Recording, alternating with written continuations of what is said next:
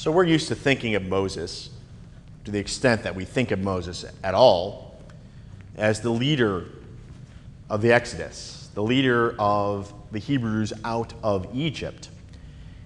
And it is that way with so many heroes that we think of in our lives. We think of Martin Luther King Jr. not as a student in Boston or in Atlanta, but as a man giving a speech. We think of Rosa Parks as the person who would not give up her seat on the bus, and not the Rosa Parks who first toiled in NAACP meetings before that happened. We have the image, the iconic image of people before they were as we would define them.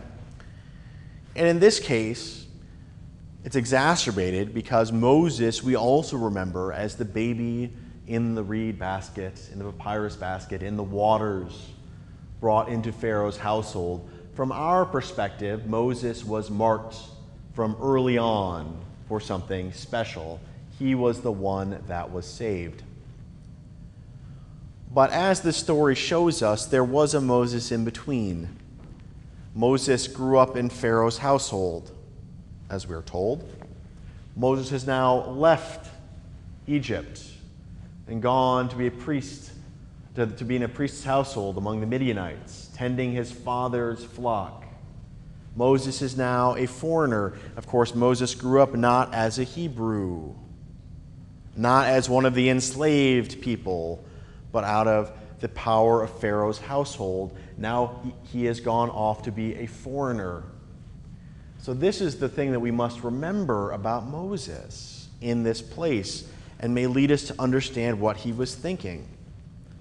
God appeared to him, and God made sure to get Moses' attention, not only with the burning bush, but also there's an angel sitting next to the burning bush. And this is a thing we sometimes forget, that we've just got a silent angel standing there, saying, oh, you think a bushfire's not interesting, huh? Just look at me.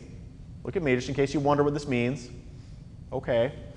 So God has sent a messenger saying, hey, not only is this a burning bush, but also this is something you should pay attention to. Not just put out or try to put out, but maybe you should ask questions, right? Hey, there's a burning bush. What does this mean?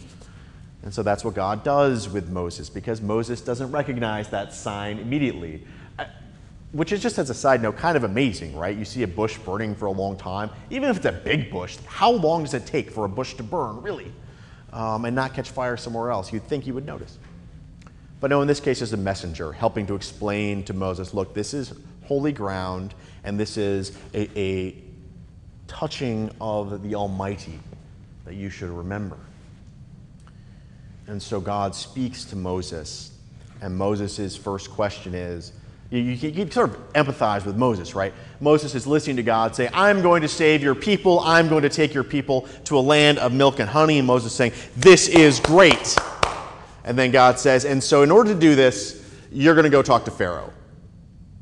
And you say, I was with you until then.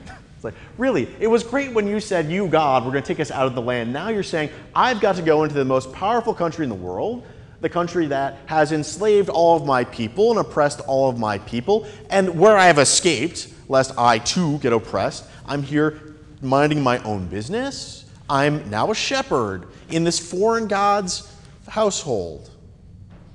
And you want me to go back there. Are you sure you've not made a mistake? Who am I that you would send me to talk to Pharaoh? Surely there's a better person to go into the belly of the beast and make trouble with the most powerful army in my world. And what does God answer? I'm with you. I am with you. And this is the theological point of this story, at least to me. It's always dangerous to say the theological point. But the point that God makes here is, look, Moses, you don't know what you will be. You don't know who you are. You have an idea of what your identity is.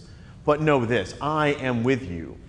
Know that you do not need to be the great leader of an army to challenge Pharaoh. Know that you do not need to be a person with your own independent power base. Know that you do not even need to be the leader of the Hebrew people in Egypt. Know that I am with you. Know that what you need to be is a loved child of God, that this is what gives you the power to challenge Pharaoh. Know that it is merely that I am with you, that you understand that the story does not start with you, Moses, and does not end with you, Moses. Know that the story goes through you. You are part of the story. This is your story too. But the story does not begin in slavery in Egypt and does not end in slavery in Egypt. It begins in the past. I am the God of your father and of Abraham, of Isaac, and of Jacob, and I will be your God when you come to the land of milk and honey later on.